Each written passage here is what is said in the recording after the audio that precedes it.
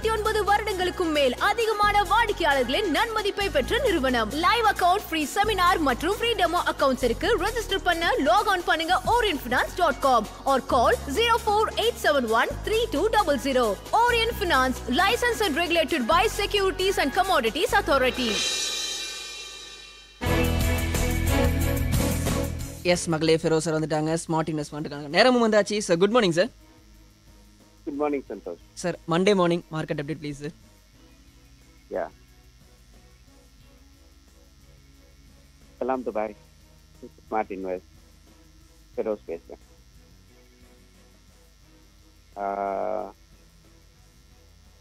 ஒரு லிஸ்ட் ஒன்று படிக்கிறேன்.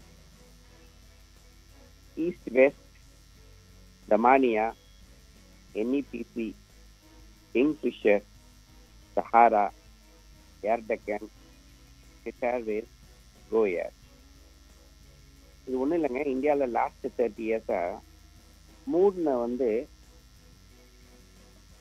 ஏர்லைன்ஸ், கடையை மூடிட்டு போன ஏர்லைன்ஸ் நான் படித்த லிஸ்ட் எல்லாம் முதல்ல ஈஸ்ட் வெஸ்ட்ல ஸ்டார்ட் பண்ணி, அப்புறம் Damania Airways, NEPC, kingfisher, Sahara, Air Deccan, jet Airways, கோ ஏர். இப்போ அடுத்தது யார்? இதுதான் இந்தியாவில் இங்கே பரபரப்பாக பேசப்படுற விஷயம். 30 வருஷமா இவ்வளோ பேர் இந்தியாவில் ஏர்லைன்ஸ் தொழில் பண்ண முடியாம கடையை மூடிட்டு போயிருக்காங்க.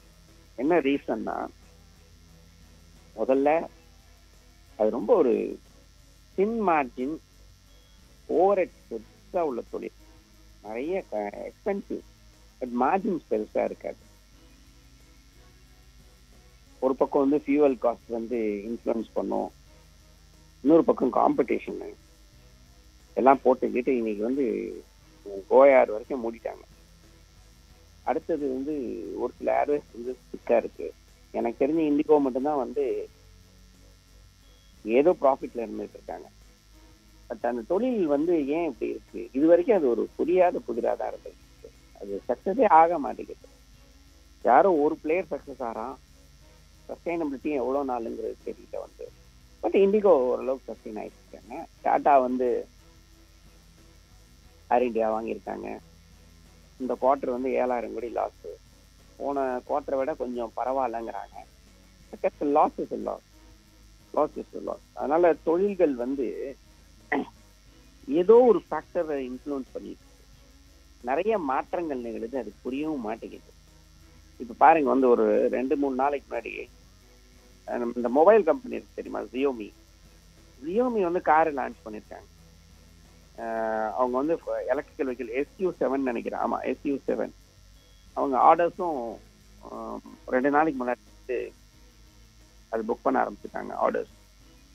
என்னன்னா 30,000 ருபீஸ்க்கு லக்ஸரி காரு ஒரு மொபைல் ஃபோன் கம்பெனி ஸ்டார்ட் பண்றாங்க. இந்தியாவில் பார்த்தீங்கன்னா 2 வீலர் ஓலா ஸ்டார்ட் பண்றாங்க. எவ்ரி திங் இஸ் கன்ஃபியூசிங்னு சொல்லுவாங்கல்ல. ஒரு காலத்தில் automobile company highly entry restricted segment. டக்குன்னெலாம் ஒரு கார் கம்பெனியெல்லாம் ஆரம்பிக்கவே முடியாது. கார் கம்பெனியால அமெரிக்கன் கம்பெனிஸ், ஜெர்மன் கம்பெனி இருக்கும், அப்புறம் ஜாப்பனீஸ்க்கு போச்சு, அப்புறம் கொரியன்ஸ்க்கு போச்சு, இப்படிதான் இருக்கும். இன்னைக்கு என்ன வேணாலும் பண்ணலாம். ஒரு மொபைல் ஃபோன் கம்பெனி, ஒரு கார் கம்பெனி காரை இன்ட்ரடியூஸ் பண்றாங்க. $30,000 என்ன சொல்றது, luxury electrical vehicle plus luxury. Henry Ford ஒரு காலத்துல 100 வருஷத்துக்கு முன்னாடிலாம் பாத்தீங்கன்னா சாமானியன் கார் ஓட்ட முடியுமா அப்படிங்கிற ஸ்டேஜ்ல ஹென்ரி ஃபோர்டு அதை ஓரளவுக்கு சாமானியர்களும் ஓட்ட முடியும்னு கொண்டு வந்தார். அப்புறம் நீங்க சொல்ற சாமானியர்கள்லாம் இவங்க கிடையாது, அமெரிக்காவில் உள்ள ரிச் மட்டும்தான் அதை யூஸ் பண்ண முடியும். ஃபோர்டு நாங்க கொண்டு வரோம் பாருங்கன்னு ஜாப்பனீஸ் கொண்டு வந்தாங்க. உண்மையிலே அது வெகுஜனங்களுக்கு போய் சேர்த்தது ஜாப்பனீஸ் தான். தென் கொரியன்ஸ் வந்தாங்க, இப்போ சைனீஸ் வந்திருக்காங்க. யார் வேணாலும் கார் வாங்க முடியும்னு சொல்லிட்டு திஸ் இஸ் வாட் இண்டஸ்ட்ரீஸோட பரிணாம வளர்ச்சி எங்கேயோ போயிட்டு இருக்கு. ரொம்ப ஈஸியா லான்ச் பண்றாங்க பாத்தீங்களா. அதனால பிசினஸ்க்குள்ள இன்வெஸ்ட் பண்ண வரும்போது நம்மளோட மாதிரி இன்வெஸ்டர்ஸ் ரொம்ப நிறைய ரொம்ப யோசிக்க வேண்டியது. பழைய மாதிரிலாம் ரொம்ப ஈஸியா இல்லை. எங்கேருந்து காம்படிஷன் வருதுன்னு இல்லை. நம்மளாம் என்ன நினைச்சிருப்போம், மாருதியோட காம்படிட்டர் யாரா இருப்பா, ஹுண்டாய் இருப்பாங்க. இலான் மஸ்கோட டெஸ்லா தான் நம்பர் 1. டெஸ்லாவை பீட் பண்ண ஆள் கிடையாது. அப்படிங்கும்போது பிவைடி வராங்க. சைனீஸ் கார் இந்த இவ்வளோ ஃப்ளட் ஆகும்னு யாரும் எதிர்பார்க்கவே இல்லை. இந்த மாதிரிலாம் நடக்கும்போது பிஸ்னஸ் இன்வெஸ்ட்மெண்ட்டுங்கிறது ஒரு ஒரு ஒரு டஃப்ங்கிறத விட வெரி சேலஞ்சிங்காக இருக்கு. ரொம்ப சேலஞ்சிங்காக இருக்கு இன்வெஸ்டார் இருக்கு. அதான் சொல்கிறேன் வந்து ரொம்ப கேர்ஃபுல்லாக விளையாடாமல் இருக்கக்கூடிய விஷயம் தான் இன்வெஸ்ட்மெண்ட். நிறைய கண்கொத்தி பாம்பு மாதிரி பார்க்கணும். இந்த ஜியோமி லான்ச்சு எனக்கு ரொம்ப பெரிய வந்து ஒரு ஷாக்குங்கிறத விட கன்ஃபியூஸ்டாகவே ஆகிட்டேன். என்னடா அது யார் வேணாலும் என்ன வார்த்தை, அப்போ மோட்டுங்கிறதே கிடையாதா? ஆட்டோமொபைல் இண்டஸ்ட்ரிக்கு இவ்வளோ பெரிய மோட்டு யாராலையும் தொட முடியாதுன்னு சொல்லுவோம். டக்குன்னு ஒரு மொபைல் ஃபோன் கம்பெனிக்காரன் லான்ச் பண்ணலாம். அப்போனா நம்ம எப்படி இருக்கணும்னா சுற்றி என்ன நடந்துக்கிட்டு இருக்குங்கிறத பார்த்துக்கிட்டே இருக்கணும். நேற்று கூட வந்து எனக்கு ஜஸ்ட் ஒரு கேஸ் ஸ்டடி, ஏன் பிளாக்பெர்ரி ஃபெயில் ஆயிடுச்சிங்க அப்படிங்கிற ஒரு கேஸ் ஸ்டடி என்கிட்ட வந்து கேட்டாங்க. ஒய் பிளாக்பெர்ரி ஃபெயில்டுன்னு சொல்லிட்டு ஒரு ஸ்டூடெண்ட் கம்யூனிட்டி கேட்டாங்க. அதுக்கு ஒரே வார்த்தை சொன்னால் வந்து ஏன் சக்ஸஸ் ஆச்சுன்னு கண்டுபிடிங்க, அதான் பிளாக்பெர்ரி ஃபெயில்டுன்னு. உண்மையிலே வந்து புதுசாக சில விஷயங்கள் நடக்கும்போது பல விஷயங்கள் கண்ணுக்கு தெரியாமல் அது அழிஞ்சு போயிடுது. அப்படிதான் ஒரு காலத்தில் பிளாக்பெர்ரி இல்லாமல் இருக்க மாட்டாங்க. பிஃபோர் 2000 எப்படி சொல்றது 11 முன்னாடி 10க்கு முன்னாடி சொல்லலாம் வந்து பிளாக்பெர்ரி கையில் இருக்கும் வந்து எப்போதுமே. இப்போ பிளாக்பெர்ரிக்கு எங்கே போச்சுன்னே தெரியாது. அந்த மாதிரி தான் வந்து நிறைய மாற்றங்கள் வருது, புதுசு வருது, பழசுக்காக போயிடுது.